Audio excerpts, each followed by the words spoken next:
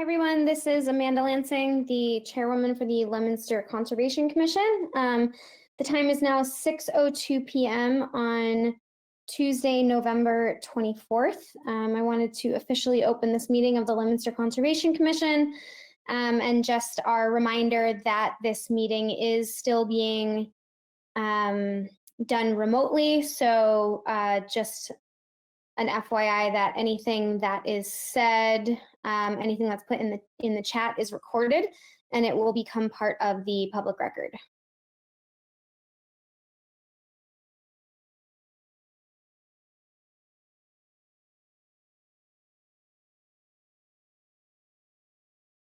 All right, this is Angela Chapesky once again. We will start the meeting with a roll call of our commissioners. Chairwoman Amanda Lansing. Present. Vice Chair Elizabeth Ricci Blair. Here. Jeffrey Goyne. Here. And Chuck Raymond. Here. Perfect, so the entire commission is present.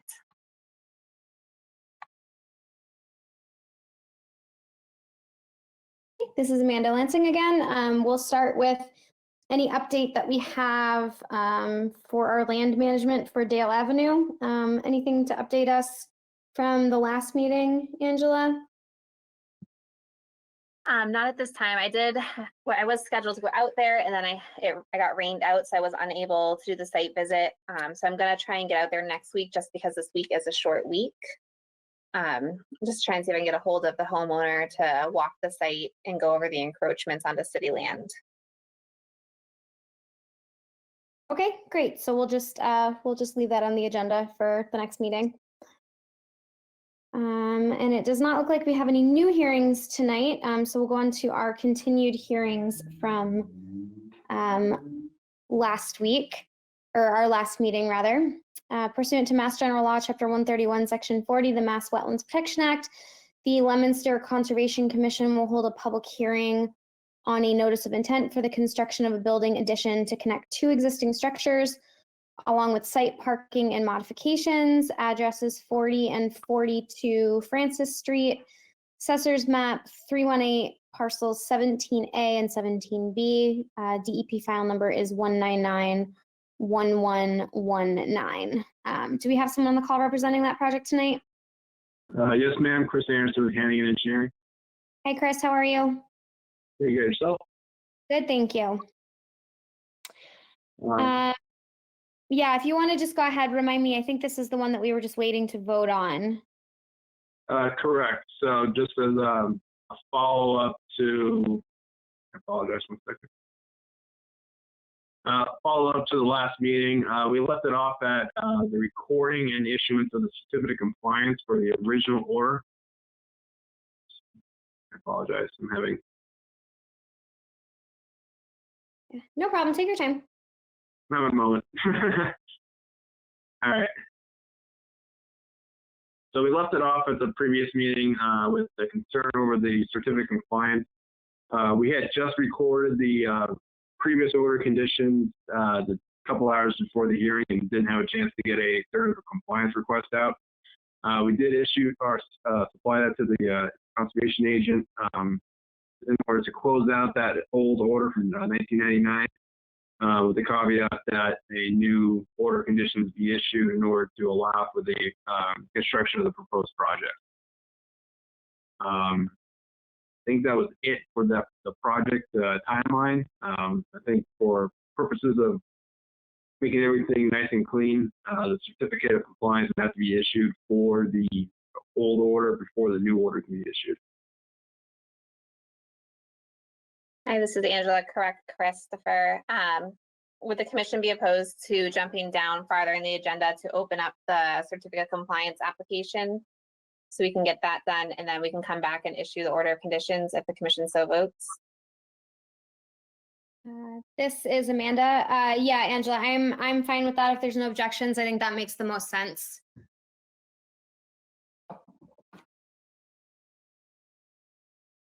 This is Chuck Raymond. I'm in favor of that. This is Jeffrey Goyne. I got no objections. Awesome. Okay, so hearing no objections, yeah, Angela, let's jump down to there. Let me just open the agenda here because I know.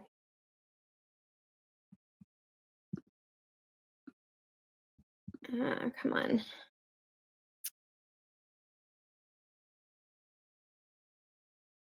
Certificate of compliance. Okay, so we will jump down to our second certificate of compliance, 40 and 42 Francis Street, DEP file number 199607.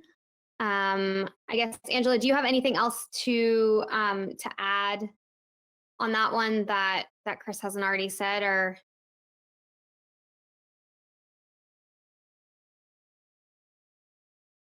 Hi, this is Angela. My only comments would be for the commission, if they are comfortable with issuing the certificate of compliance, would be to make sure that we include the perpetual condition in there about the stormwater being a part of the new permit, and then we can reference the new permit number, the new permit DEP number as well in that perpetual condition. Okay, great, thank you. Yeah, I don't have any issues with that perpetual condition. That makes sense to me. So does anyone else have any other questions or comments on this? This is Chuck Raymond. Angela, can you just explain to me what you mean by perpetual condition? I have an idea from the term perpetual, but if you can actually tell me what it means, that'd be great. Absolutely. So with the form for the Form 8B that we issue, we have the ability to check off a section that we can include perpetual conditions from the order of conditions, and or, for example, for this project, since the stormwater system will be included in the new permit, we can put that in the perpetual conditions just so it's noted. And when the COC is recorded on the deed, it'll reference that. So in the future, if there's another project, say 20, 30 years, and they pull up the title search and they see that, they can say, oh, they know to look for the O&M plan and the stormwater report for the new order of conditions DEP file number. Got it. Okay, so it's kind of a lien that goes with the deed, that type of thing. Just stays forever. Exactly. It references it and it closes out the old permit. Got it. Okay, thank you.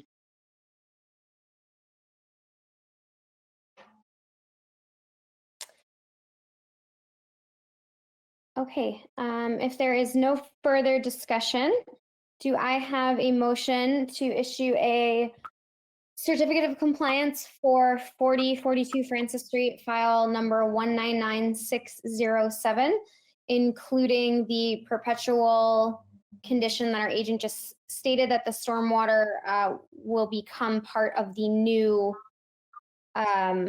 permit and DEP file number? This is Liz. I'll make that motion. Great, thank you, Liz. Do I have a second? This is Chuck Raymond. I'll second that. Thank you, Chuck. Hey, this is Angela again. The rest of the vote will be done by roll call. Jeffrey Goyne, how do you vote? I vote aye. Thank you. And then Chairwoman Amanda Lansing, how do you vote? I vote aye. Perfect. So the motion carries to issue the certificate of compliance for DEP file number 199607 with the perpetual condition about the stormwater being on the new permit. Okay, great. So in that case, we will jump back up to our continued hearing. And does anybody in the commission have any additional questions or comments or concerns related to this particular permit?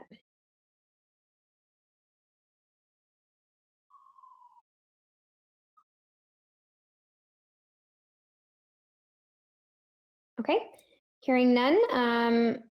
Just to be sure, I'll open it up to anybody else who may be on the call tonight. If you wish to speak on this project, just state your name and address before speaking, please.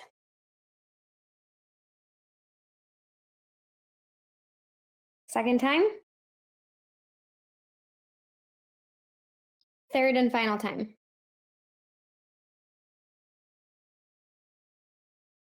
Okay. Hearing no additional comments or objections, Angela, do you have anything else to add or any recommendations for the commission?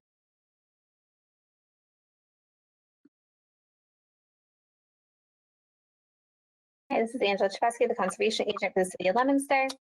So I would recommend that the commission issue an order of conditions for DEP file number 1991119, which is 40 and 42 Francis Street, with our typical boilerplate, as well as the special conditions that a site visit will be conducted for the erosion control, as well as pre-construction meeting with at least 48 hours notice. The operation and maintenance plan reports will be submitted to the Conservation Commission office for the file. And then when the COC is filed, a perpetual condition will be in there to reference the old file number as well.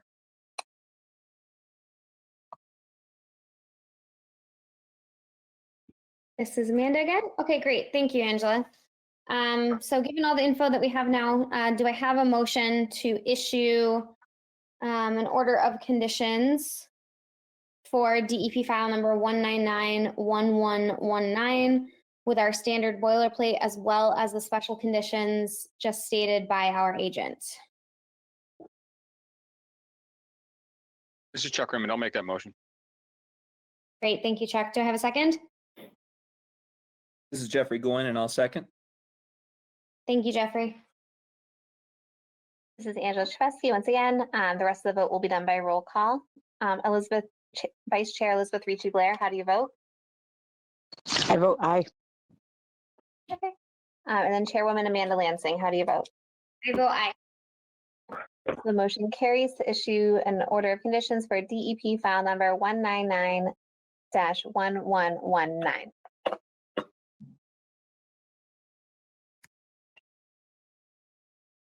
All right, thank you very much. Awesome. Thank you, Chris.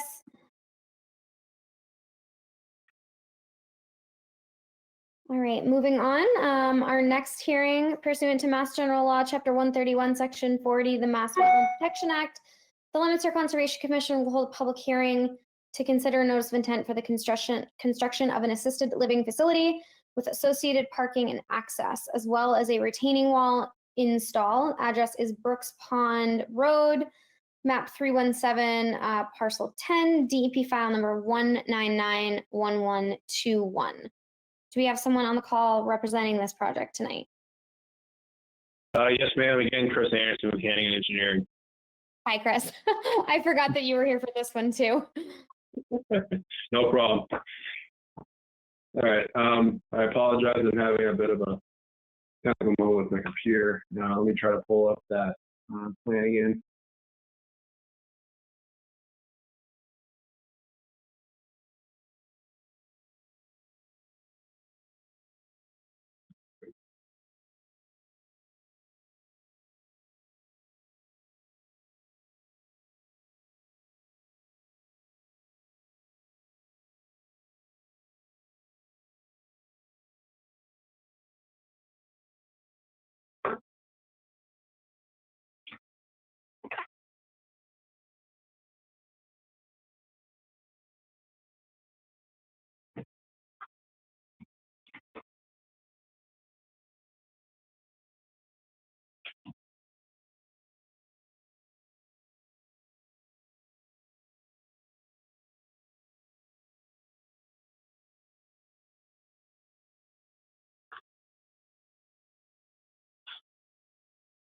Okay, so can you read my screen now?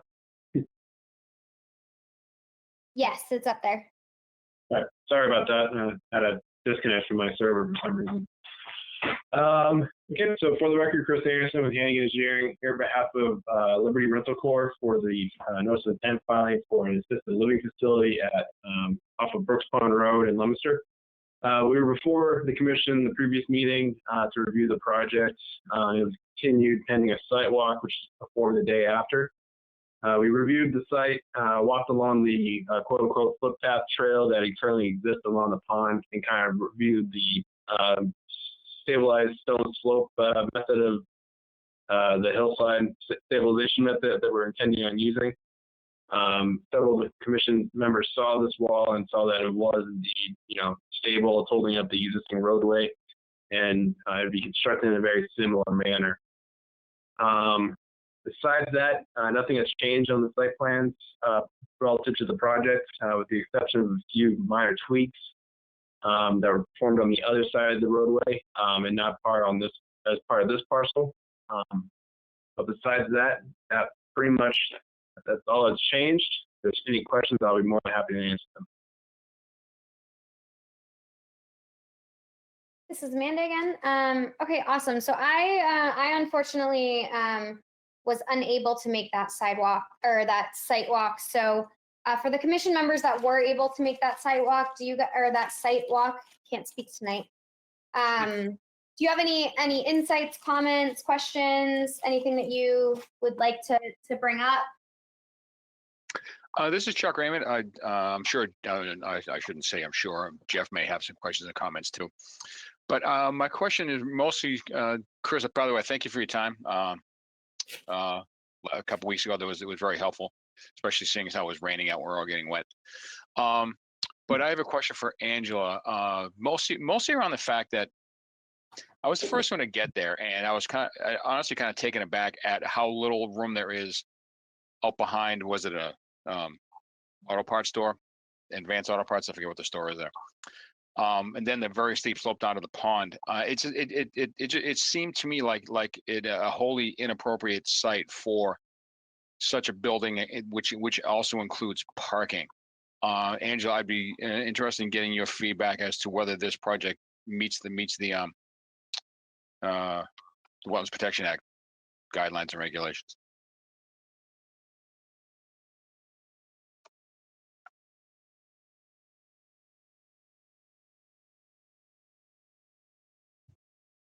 Angela? Hi, sorry, this is Angela Chebesky, conservation agent. So it does technically meet the Wetland Protection Act guidelines, as I can't really see the plan here, but the pond, any land underwater does not actually have a buffer zone. It's only the wetlands that have the buffer zone. And in Leominster, we do not have a no touch zone. So in most cases, unless the commission finds that the project does not protect the interests of the act, that it would meet the criteria unless the commission felt they were not protecting the wetlands and or the pond. I can't physically say if it meets the criteria, unfortunately, just because that is not my jurisdiction. It would be the commission's vote.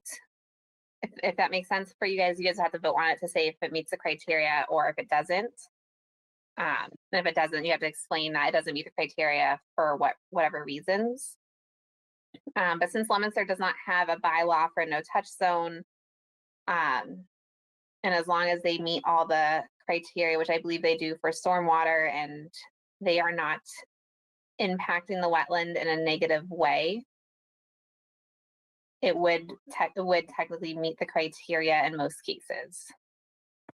Okay, so land underwater has no buffer zone? Correct. Okay.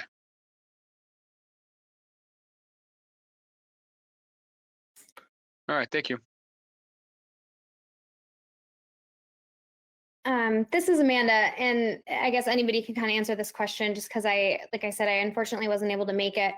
This site is this site already developed? This is Peter Bovenzi. May I speak?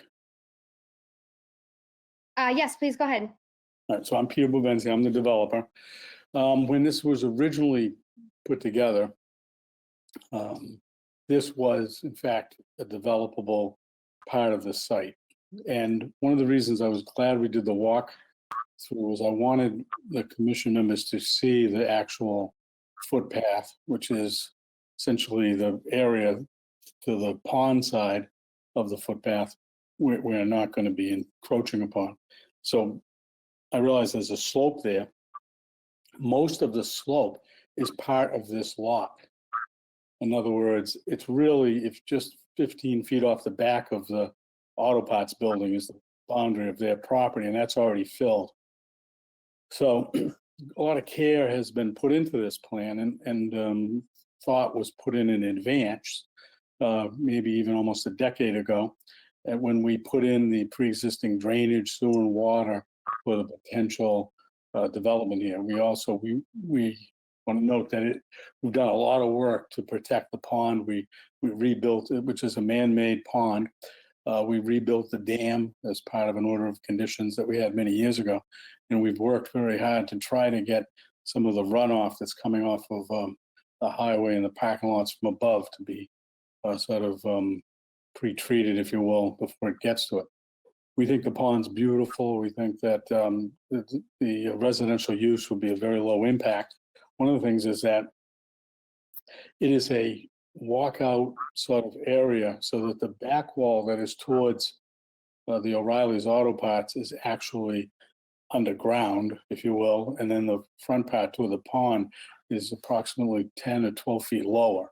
So it takes advantage of the hill. We were grateful that you guys could come because you could see the retention area that the wall that we built along the pond itself at the entry road will actually be further away from the pond than we were when we were building that wall with this particular structure. So we're very confident that it meets the criteria, and we think that it's going to be a wonderful addition. And as we said, we took into account during the MIPA process and during the whole conservation process, all the drainage, the water, the sewer, impervious impacts, and what that would mean in terms of the drainage. All that has been done, installed, inspected, and approved. This is basically the final part of it. And I realize looking at it, it's below the road, but once it's developed, it will make sense. And it will, I think it'll be a beautiful addition. I think it's going to be a very nice thing along that area. And it is our goal all along to protect the pond, because it's a main focus of the whole development. And that answer any questions you might have.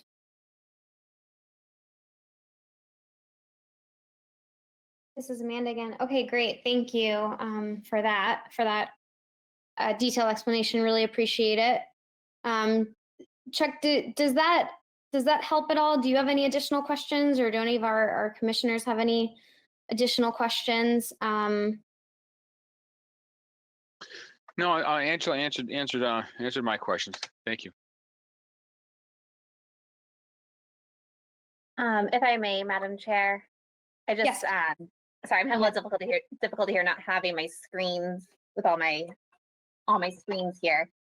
But later on for our new business, the planning board did request the Conservation Commission's comments for the Brooks Pond application, and they did send me an email today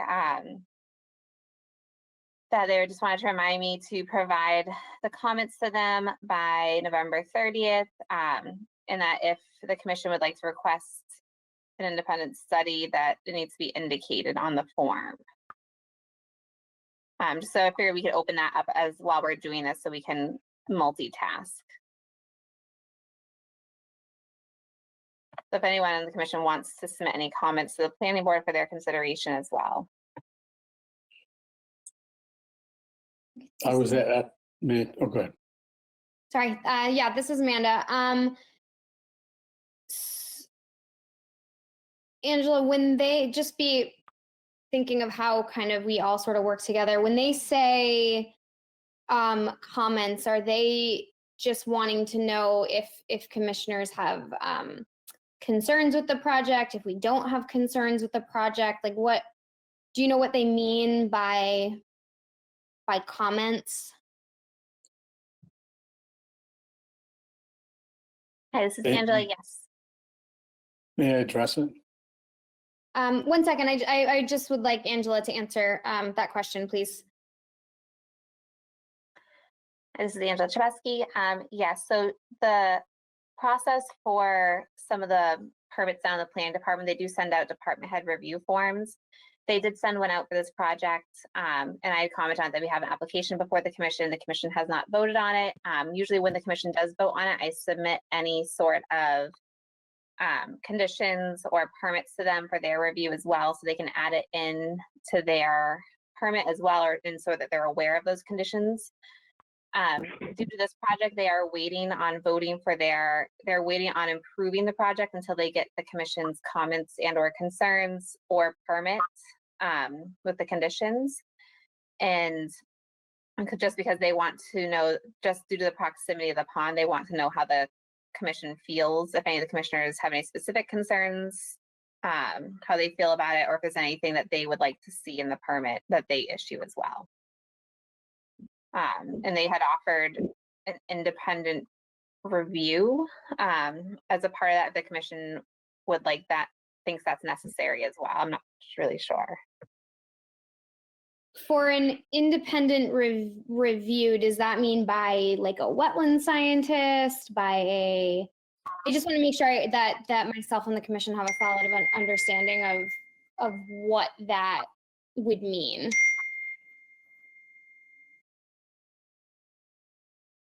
Can I address it?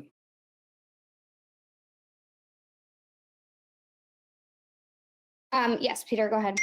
Okay, so when this project was originally proposed, it was the subject of an independent review by an engineer. It was the subject of a MEPA review by the state of Massachusetts, and all of that has been done.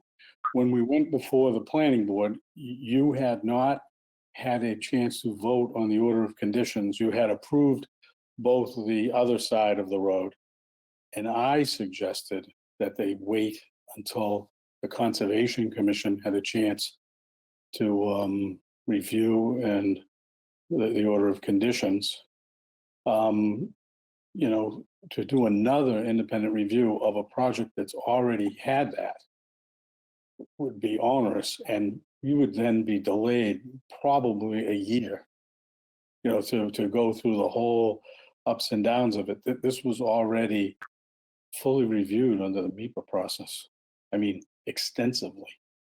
And this is basically, I'd like to sort of address a little bit, like under site plan review, it's not even a public hearing that's required. It's merely, we are doing a by right project that is subject to just a meeting with the planning board and to meet the zoning requirements. And I'm the one who suggested that we wait until the Conservation Commission, just in case you change something on the plan, so that would be incorporated in their review. But I'll go along with whatever you want, but it would be an extensive delay. And it might jeopardize the project from being available, you know, for next year. I would mention that we're not doing anything in the wetlands, and we're not doing anything in a restricted area, and we have a great deal of experience with working in that specific area with those slopes and those soils, and the old growth trees that are along the pond, you know, are not being impacted, and there wouldn't even probably be a pond there if we didn't rebuild the dam, go through all of that process in the beginning. I just, it would be difficult if we had to start over again when we're at the point of simply presenting the site plan. Through the chair, Chris Anderson, Hannigan Engineering. I'd like to also add on to Peter's comments. Typically, when you have a technical review, an engineer, similar to myself, would take a look at this. This was brought to the DPW, and they had their city engineers review the plan, and their comments were relatively minor in nature. So they have reviewed the general layout, the intent behind the grading and the stabilization method, and the drainage as well. So we feel that with the DPW's review and having an engineer in that department look at these plans, it would effectively suffice for a technical review from a third-party consultant. And this is typical of any other site plan project that goes before the city. Like Angela said, the planning department issues several department head review comments, and we get feedback from all departments in the city, not just DPW. We get Board of Health and everybody else. So we get a very comprehensive review of the city departments when they look at these kinds of projects. Just as a little bit of a background for the commission relative to these kinds of projects.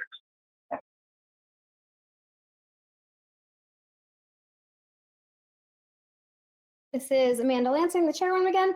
Okay, great. Thank you both for that explanation. It was more less about me having serious reservations about this and more just wanting to make sure that the commission had as much information as possible, just so that we're all on the same page.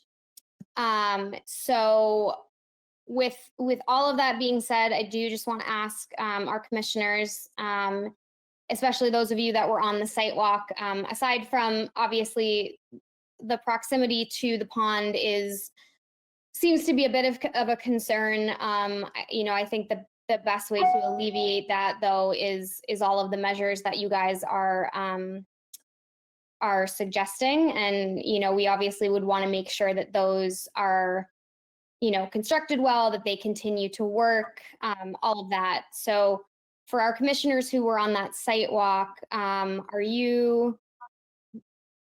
did you guys, at least aside from the proximity, feel comfortable with what was explained as far as site mitigation? This is Jeffrey Goyne. I went on that sidewalk. We didn't talk a ton about site mitigation per se, just understanding how the building was going to be built, that the foundation was, the elevation of the foundation was going to be similar to what that path was. So they're not digging down deep into the earth and moving tons of earth. They're digging into the slope to build part of the building, but there's not going to be huge stockpiles of dirt on the site. And I mean, we can stipulate that they move that during construction and bring back what they need to fill. But, I was given, even though the proximity to the pond was initially concerning, I think that the provisions they provided, given that they maintain them, should alleviate any concerns.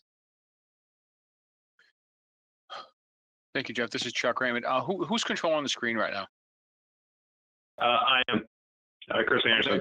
Yeah, can you make it bigger? I'm on my computer. I can't No read problem. Zoom in. it. A little. That's a little. Can you go a little more? Okay, thank you. What's the line of the hay bales? Is that dotted line? It's this bold dashed line right through here. That is it there. Okay. All right, and how far is that at its closest point? Right there at 44. Right at 44, so maybe 5 feet. May I offer that, do you notice like it's along the existing path? I do. It's kind of, Yeah. Yeah, no, I walk the path, and the path honestly comes very close to the pond sometimes. Yeah, it is. But so we use that as sort of a line of demarcation, so that we knew that we could control it from there. It would be easy to control that. The other thing is that, like, if you looked right towards the O'Reilly's Auto Parts building, you might notice that there's quite a bit of the small trees that had been either cleared by the previous landowner at one time, and then some debris, rubble. So we're proposing to clean all that up when we do this, but we're not going to be touching anything, towards the pond. And we like that because the view of the pond is important to us. I appreciate that. This is Chuck Raymond again. I mean, perfectly, like I mentioned before, I was kind of taken aback. I honestly thought when I first walked the site that you were taking down the O'Reilly Auto Parts store to put this in. And when I realized you weren't, I was a little bit, like I said, taken aback. My issue is it's not uncommon. I'm not saying your projects at all, but it's not uncommon. This is the third municipality that I've been on the Conservation Commission with. It's not uncommon for let's hay bales, the line of hay bales to let's say on occasion be ignored. So that my concern is the tightness of that and the integrity of that hay bale line to prevent runoff from a very steep construction on a very steep slope to impact that pond. That's my concern. Yeah, So I understand that. And a couple of other things. One is the soils are all sand and gravel, which is important to understand. So there won't be any runoff going towards the pond. And again, we expect not to be, we're going to be taking the material away from the pond that is in the existing slope. That slope was put there during the construction of O'Reilly's. And I don't know if you noticed, if you looked, you could see the remnants of the hay bales from that particular project in the silt fence. You see the drainage area that's dark down by the left-hand corner. Those are already installed. And they were installed when O'Reilly's was built in order to facilitate the building of this building. And then everything in terms of the drainage, sewer and water connections are all put in based on, and all of this was added, was put in this back 10 years ago when the project was initially approved. We were going to be looking at a different type of building, more of a commercial building, but we decided that this institutional use was better. We think that the views overlooking the pond and maintaining the trees along the pond in that area, we think it's going to be nice. We are going to be coming back in the future. We got to try to figure out a way to lessen the impacts that are on this pond. It's not a very big pond. It's not very deep. It was built by the farmers sometime around 1900. We rebuilt the dam, but what's happening is that all of the runoff from the highway and all of the parking lots all above are all directed into this pond, and there's no retention or temperature controls, etc. So it's really an assault on the pond every time it rains.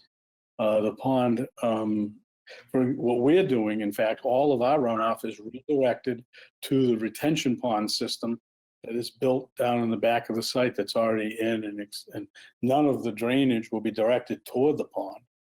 So it really was done as very, very mindfully in terms of protecting the pond.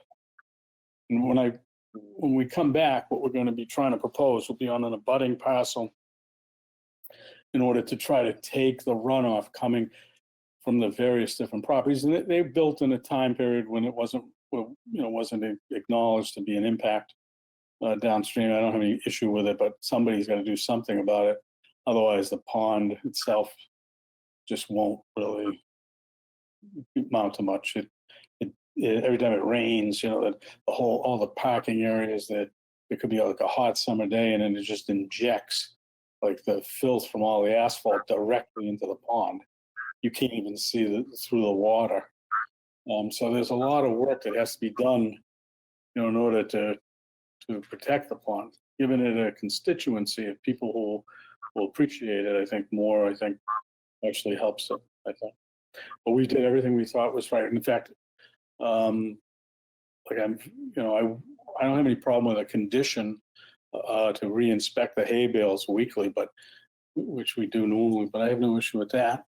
To make sure that everything is in place, to use only coarse gravel in terms of fill, so you don't have any siltation or anything that could possibly get into the water. But we're really confident that it's going to be a great, and from an environmental point of view, by removing all of the debris and fill that is there, and organizing it better, and then directing the runoff from all of the roofs and the paving, et cetera, through a engineered and properly designed retention pond system that's designed for it is better than having what is there today. Through the chair, Chris Anthony Hannigan. I'd like to also add to that point that the project does qualify for a SWIP, the Stormwater Pollution Prevention Plan, which does require regular inspections and maintenance of the erosion control measures as well on the site. So there is a mechanism by which the commission can act if so chose that if the erosion control does start seeing significant deterioration during construction, it does have to be replaced by EPA standards. Yeah, Chris, this is Chuck. I'm sorry. I was making notes and I wasn't listening as intently as I could have. What was that about the SWIP? The SWIP has a mechanism within it that requires to have regular inspections, typically after every quarter-inch rainstorm and/or every 2 weeks, depending on the rate that it rains. But during that inspection process, all the erosion controls are reviewed, and any areas that are deteriorated are replaced, and note is made of that, of any work that is done like that.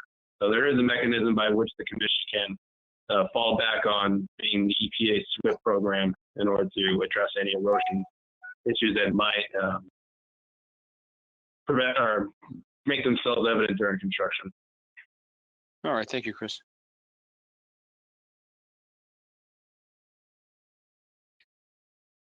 This is Amanda Lansing again. Can I just ask Chris, what is the timeline for this project? I mean, are you hoping to get something done before the real winter weather hits, or are we just trying to sort of get everything through, hoping for like springtime? I'm just curious. That would be a Peter question. Okay. And we're imminently waiting to get started. Even though like the commission approved the site on the other side, what's going to happen is they're integrated. They sort of have to be done together. They're not independent. Even in the construction, for example, a lot of the material that's going to be used to build around this building is coming from the abutting site, which requires an excavation to put its first level in. So our objective is to start in December, or as soon as because we looked at this as something we had already gone through the permitting process for, in terms of all the environmental and stuff, and now we're just proposing the actual buildings. Sure. Yeah. Yep. No, I'm just trying. I always like to kind of know when people are hoping to get started. And I do agree, having a SWIP is definitely a nice added thing for something like this. I've done a lot of those kinds of inspections myself, and it is a helpful way to keep an eye on sites like this, especially if there is concern that erosion or runoff could go into that pond. Chris, just one other question. Have you submitted a copy of the SWIP yet?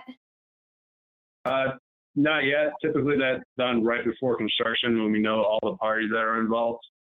Because at that point we can lay out what needs to be done and what type of time frame and stuff like that. So a document like that usually done right before construction starts. We can provide a copy of that to the commission if they would prefer. Okay, nope. That's fine. I think that's great. We would want a signed copy of it before you guys started work, but I was just curious, unless anybody else on the commission has any need to see it before then, that makes sense to me.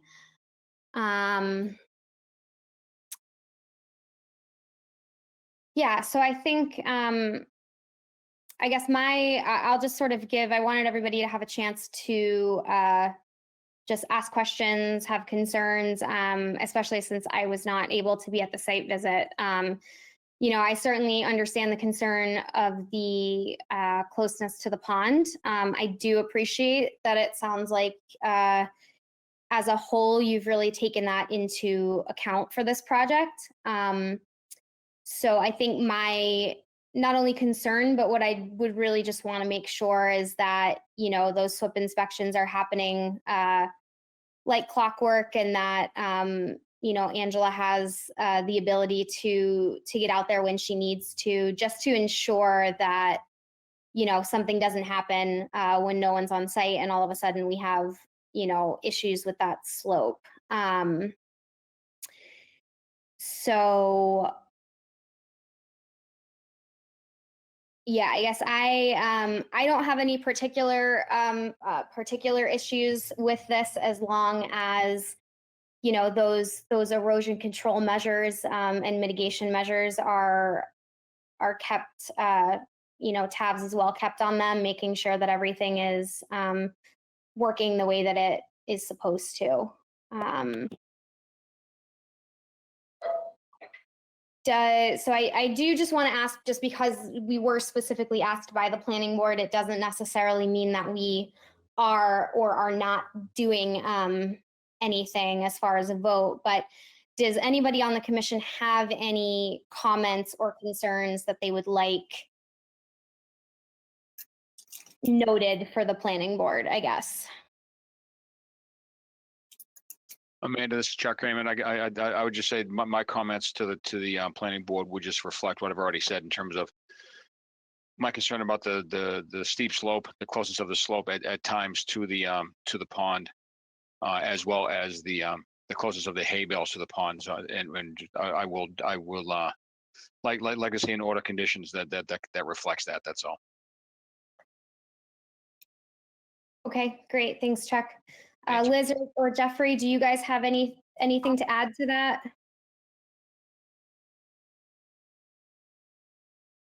This is Jeffrey Goin. I don't have anything to add. I'll echo Chuck's sentiment on that. This is Liz. I'm all set.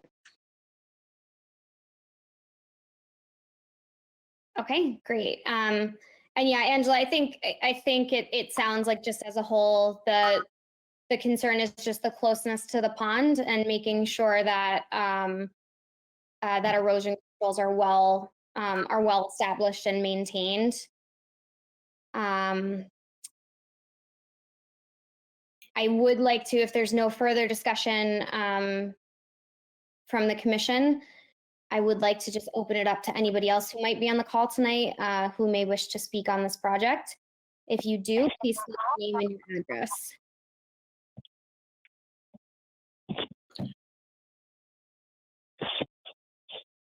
Second time.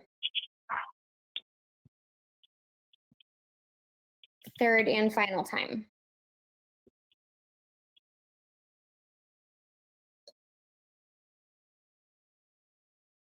Okay. Hearing no questions or concerns from the public. Angela, do you have anything else to add? Any recommendations or anything before I ask the commission if they would like to vote? Hi, this is Angela Shabesky, the conservation agent for the city of Leominster. So my recommendation would be for the commission, if they see fit, to issue an order of conditions for the Brooks Pond project, DEP file number 1991121.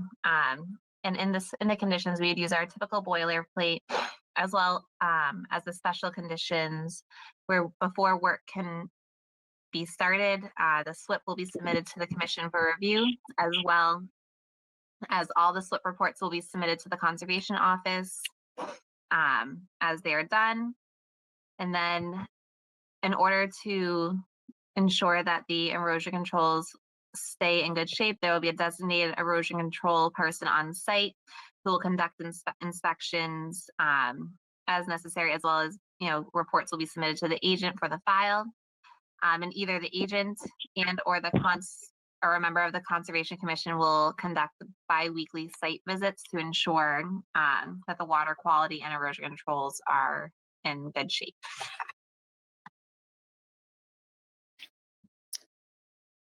Okay, great. Thank you, Angela. Okay, given all of the information that we have and all of the discussion, if somebody feels comfortable, do I have a motion to issue an order of conditions for, sorry, I lost my agenda here. DEP for the Brooks Pond Road Project, DEP file number 1991121. Given, including our boilerplate and the special conditions that our agent just stated about the various erosion control inspections and ensuring that the commission does have copies of all of those so that we can keep tabs on the site. This is Chuck Raymond. I guess I will make that motion since I was the one that kind of made this maybe a longer discussion than it needed to be, but I will make that motion, including the special conditions that Angela outlined. Okay, thank you, Chuck. And just a reminder too, that our agent is recommending kind of what she sees might be the best options. If there's ever additional conditions that a commissioner would like to include in the motion, that is also okay.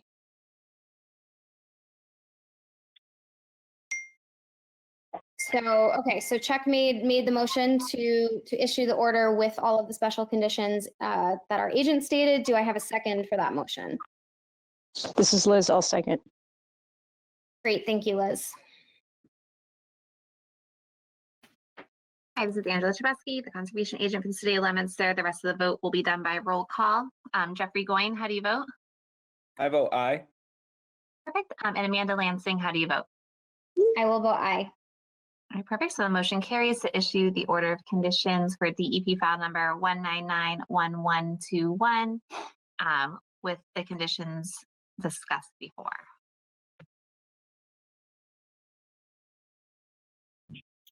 Okay, thank you very much. Cool.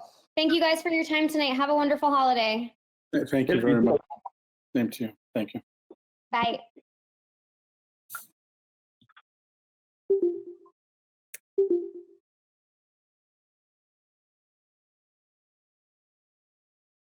Okay, moving on to new business. We already discussed the planning board for the Brooks Pond application comments. So we can talk about the draft floodplain ordinance. I know, Angela, I saw your email about that, but did you have anything else to add or just a reminder for us to take a look at it? There we go. Hi, this is Angela here. So I wasn't sure. We had submitted them to Joy Dupelt from the FEMA from the state. Basically, FEMA is requiring that the cities reevaluate our floodplain ordinances. And we're very lucky to have some really wonderful state officials who took the time to take all the mumbo jumbo and put it in an easier format for us to insert directly into our ordinances. So I worked really hard with Miss Elizabeth Wood from the planning department to revise, go over, and redo our ordinance to include these requirements from FEMA. And the planning board is reviewing them and making their comments. And so they had also asked that the Conservation Commission review them because floodplain does fall under our jurisdiction as well. I'm biased, obviously, since I helped create these. I helped create the ordinance, but I do believe that our comments from the state came back. We're just waiting from one other state official to comment on it in regards to the maps that we've referenced. And there was some repetitive language that we are going to remove. But if the commission had any other comments or anything additional that they wanted to add into the floodplain ordinance, since we're amending it now, I just wanted to put it on the agenda for us to discuss. Okay, and do you have a specific deadline or anything that you need that information by? So the next planning board meeting is on Monday, which I believe is the 30th. I just want to double check my calendar here because I'm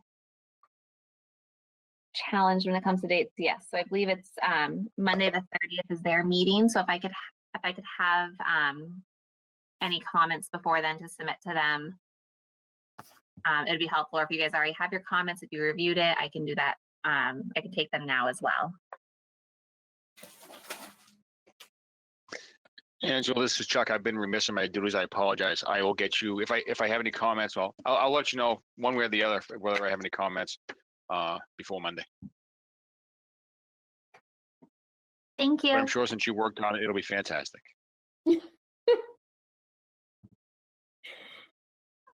Yeah, and I will also, I did see the email. I've just been swamped with work this week, but I will take a look at it and make sure if I see anything, I'll send it to you before Monday.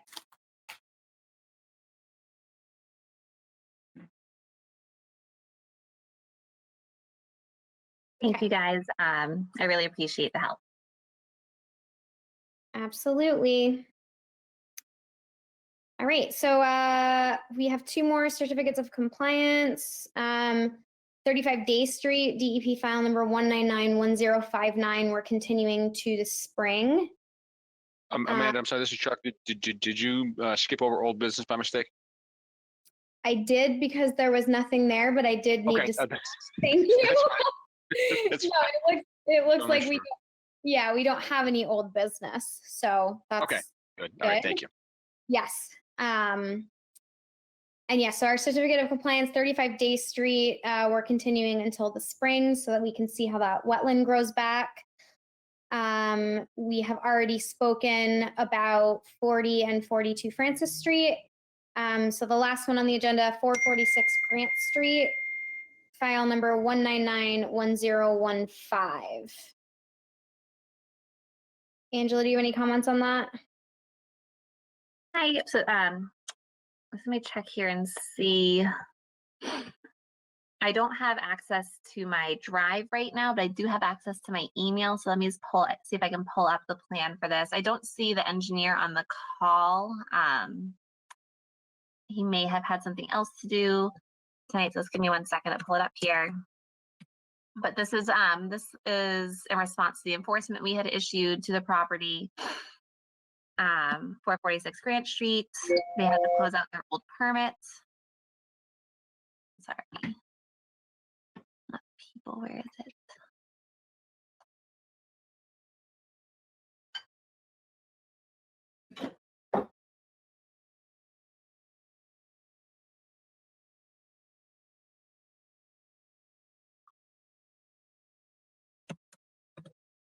I'll pull it up here.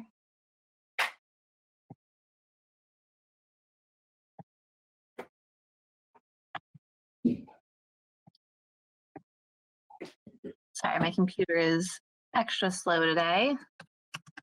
All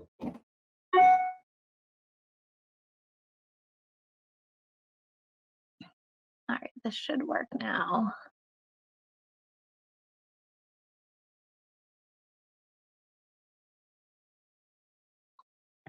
All right, let me see.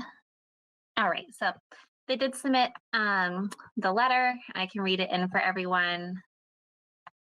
Let me move my stuff aside so I can see everything.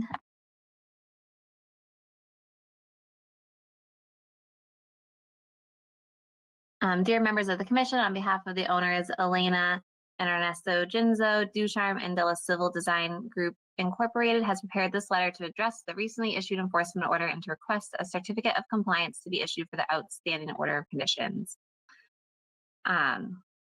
They have inspected the site and they found that the debris, wood piles, and other items have been removed from the buffer zone. As reported by the owners, all the tree cuttings were removed, were due to trees that had blown down in one of several storms and were been removed due to that. No living trees. They are stating that no living trees were removed. and all of the wood piles that were depicted in the enforcement order were removed before their first visit to the property. And so they are respectfully requesting that the commission lift the enforcement order. And for the certificate of compliance, they reviewed it.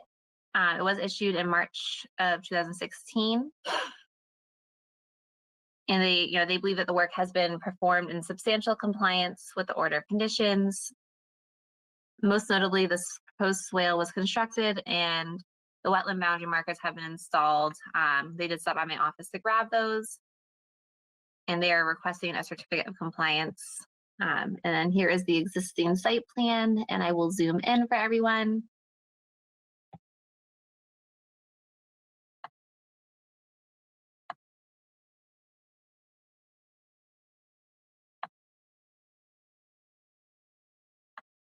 Yes, and so I did conduct a site visit yesterday to take a look at the site since receiving this. And, they did shoot the swale and they stamped the letter and they submitted the as-built and all the forms to file to close out the permit. So I have no issues with this. Everything has been removed and repaired. So everything is back to its intended, except for the 10-foot vegetative buffer, it's all lawn. So I don't know how the commission feels about that. If they, there is an option for us to put the perpetual conditions. We could reiterate the special conditions that were in the original order, as well as perpetual conditions, which states that there will be a 10-foot vegetative buffer.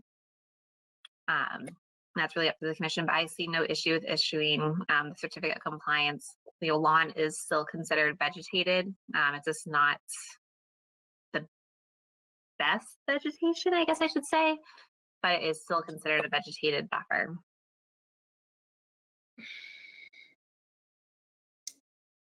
This is Amanda. Great. Thanks, Angela. Yeah, I mean, I agree. Like I appreciate them. I remember this one and I appreciate them going through and doing all of this. I feel like if we didn't specifically, state that we wanted a specific kind of vegetation, I certainly don't want that to hold. My opinion would be I wouldn't want that to hold up, something like this. So I think I'm fine with it being lawn because at least it's vegetated. That's just me. I would like to just see if anybody else on the commission has any questions or comments on this. This is Jeffrey Goin. I'll make the comment that I agree with you, Amanda. They seem to have been pretty willing to work with us and to get the work done in a timely fashion. So if we didn't stipulate that it shouldn't be lawn, then, we won't hold it against them this time. Great, thank you, Jeffrey. Anybody else? This is Liz. So I was just thinking that, I'm fine with lawn, but we could also, couldn't we stipulate that they do not maintain like a specific area? Basically allowed to grow. Hi, this is Angela. Yes, that's typically what when the commission puts that they want there to be a vegetative buffer of whatever size. That's kind of implicated that it won't be maintained. It will be a real true buffer. So that's something we could add. We can take the special conditions that were on the original order and put it into the certificate of compliance that we issue, so that's on the deed as a perpetual condition, so that they will know that they can't maintain it, as well as the next homeowner will know, and the next homeowner and the next homeowner. Okay. That makes perfect sense. I would say I would be in favor of doing something like that. Just to give it that little extra bit and just say, within so many feet, you can't be constantly mowing it down or whatever. I think that's worth it to add.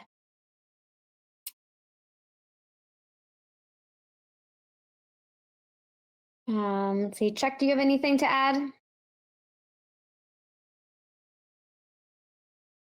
Sorry. I have some issues getting myself off mute. No, I'm good. Thank you. But I agree with everything everybody said, so I'm good. Great.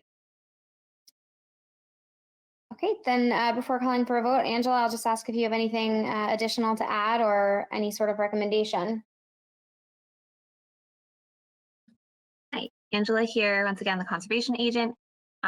I am recommending that the commission issue the certificate of compliance as well as will include the perpetual condition that the 10-foot vegetative buffer from the original order conditions, special conditions will be in there to leave the area unmaintained and landscaped.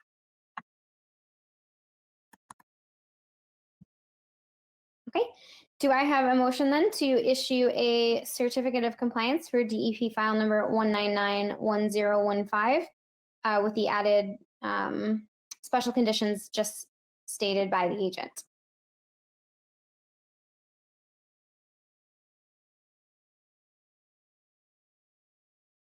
This is Jeffrey Goin, and I'll make that motion. Thank you, Jeffrey. Do I have a second? This is Liz, I'll second. Thank you, Liz. Hi, this is Angela here. The rest of the vote will be done by roll call. Chuck Raymond, how do you vote? I vote aye. Thank you. And Chairwoman Amanda Lansing, how do you vote? I vote aye. Perfect, so the motion carries. Wonderful. Moving on to our extension permit that we've been chatting about, 96 Exchange Street. Do we have any updates on that? As far as the concerns that we've had, or? So last time I spoke to Mr. Morrow, who is the wetland scientist for this project, he has not had a chance to get out there yet to re-flag the wetlands, so I have not scheduled the site visit with everyone. So as soon as he does get out there, I will set up a site visit with him, as well as if any of the commissioners want to join as well, just to go there and take a look at the wetland flagging before we approve the extension permit. Okay, awesome. So we will just leave that one on the agenda for now. Doesn't look like we have any communications or meeting minutes to approve at this time. So moving on to our enforcements, 9 Penny Lane. Looks like we're just for that to be filed. Yep, I haven't received anything yet. I'm presuming it's just because of the holiday week. But our next meeting will be on December 8th. And the deadline was on Friday, the 19th. So if they do submit anything, it will be for the second meeting in December if we have one. Okay. All right, so we will just leave that on there for now. The next two, I guess we can talk about together, Hill Street and Elm Street lots 1 and 2. I haven't received anything at this time. I do know that it has been really difficult for the engineering firms to get out there, as well as to get in contact with people with everything going on and no one being able to meet in person. So I haven't received anything yet, but I do plan on giving Mr. Hannigan a call this week before the weekend to chat about it. Okay, perfect. Yeah. And I think maybe just so it kind of reminds all of us when you create the agenda for the next meeting, is we can probably take off this replication plan due September 8th, because I know that they've at least been in contact and that there were, that there were reasons that was not something that we received. And I don't know, just another little note based on whatever kind of an update you might get. That might just be helpful, but that's up to you, because I know sometimes you have notes on here to remind yourself of things. Yeah, that's fine. I can take that off. I just left that up there just so the commission was aware that they were supposed to submit something to us by September 8th.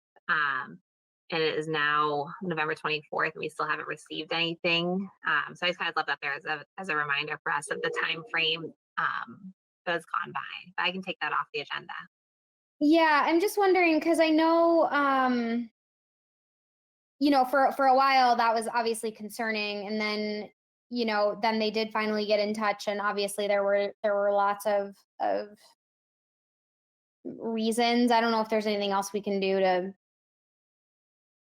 I don't know. I might just be being very nitpicky, so it's okay to to tell me. It's fine because the way you just described it, it makes sense. I think I'm just being nitpicky.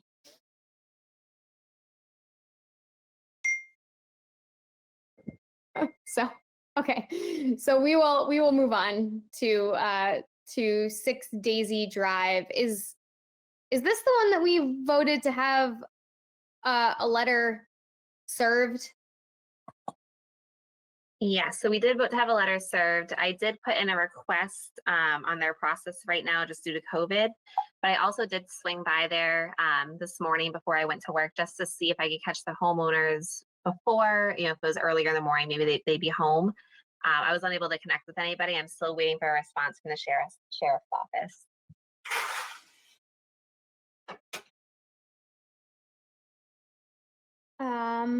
Okay. Perfect. So I guess we'll just leave that on there and wait for an update. 519 Pleasant Street.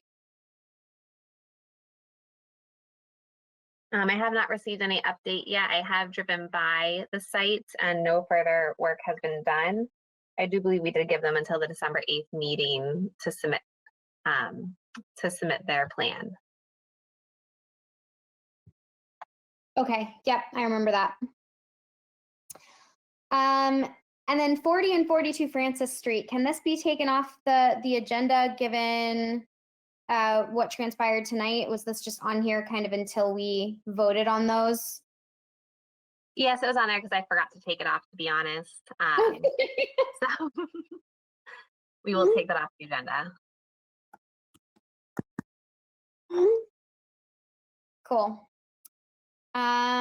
Does not look like we have any emergency certifications or any budget information to chat about. Our next meeting is scheduled for Tuesday, December 8th. The deadline was this past Friday, November 19th, 2020. That's all we have for tonight. So I will ask if we have a motion to adjourn tonight's meeting. Madam Chair, if I may, just one thing I just wanted to let the commissioners just ask if, so we have in December, we have our meetings on the 2nd and 4th Tuesdays. The 4th Tuesday is the week of Christmas. If any of the members are unable to make that meeting, if you could just let me know beforehand, just so I can cancel a meeting. If we do have any permits, I can give the applicants notice that we're not having a meeting that week. Typically, we only have one meeting in December, unless there are any contentious permits that we have to meet on. But I just want to ask if anyone's unable to make it, just let me know.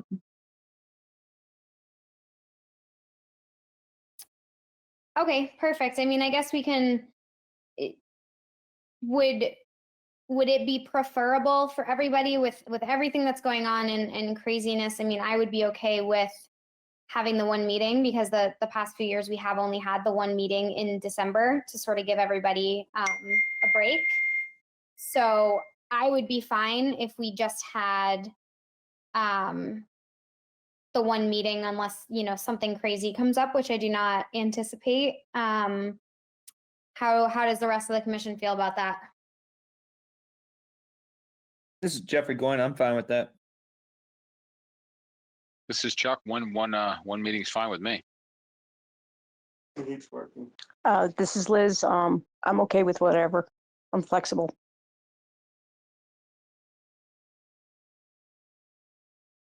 Okay, so Angela, I think it sounds like it would be maybe the preference of the commission that we just have the one meeting in December, especially with that being Christmas week.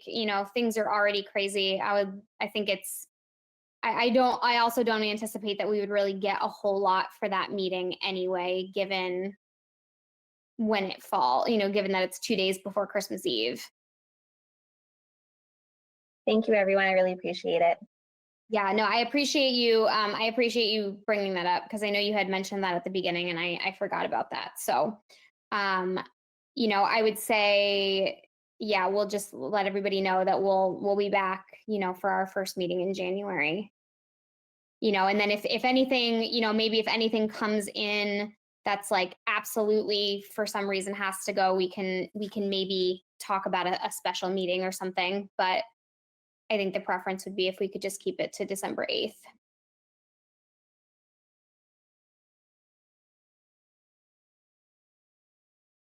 Cool. So if there is nothing else, then I will ask for a motion to adjourn tonight's meeting. This is Chuck. I'll make that motion. Thank you, Chuck. Do I have a second? This is Liz, I'll second. Thank you, Liz. This is Angela Chwesky, the conservation agent for the city of Leominster. Jeffrey Goyne, how do you vote? I vote aye. Wonderful. And Madam Chair, how do you vote? I also vote that we adjourn. Wonderful. So the motion carries to adjourn this meeting of the Leominster Conservation Commission. Thank you guys and have a wonderful rest of your week and happy Thanksgiving. Happy Good night, you Thanksgiving. too. everyone. Thank Have a you. good holiday, guys. Stay safe. Bye. Bye. Thanks, bye.